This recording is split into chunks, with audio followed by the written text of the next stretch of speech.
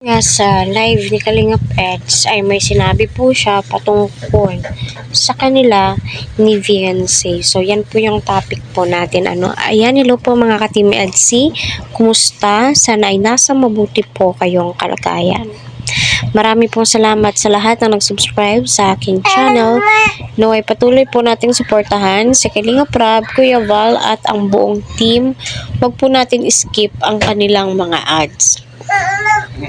So, ayun nga po sa live ni Kalingap Eds ay nagsusuportahan po sila ni Viancy. Kumbaga teamwork, di ba? Para sa ganon ay marami pa po yung magmamahal sa kanila. Hindi lang po basta-basta suporta at teamwork po yung nakikita ko sa kanilang dalawa. Lalong-lalo na po sa bagong upload, kita din po natin na grabe po yung biyaya sa kanilang dalawa, lalong-lalo na po sa pamilya ni Viancy. Super thankful po nila o sila sa lahat ng bagay. Sa lahat ng meron si Viancy ngayon ay syempre, isa po si Kalingap Edu sa mga nakatulong sa kanya.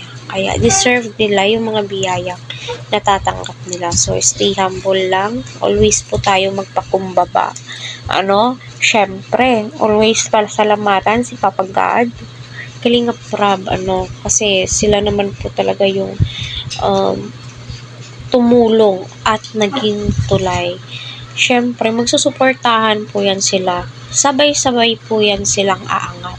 Hindi pwedeng sabihin sila yung umangat. Syempre, alam naman po natin kung gaano kalawak ang community ni Edu. Gayun din naman po itong si Viancy. Kaya, masasabi ko talaga, go lang ng go, Edsy. Huwag kayong magpatinag.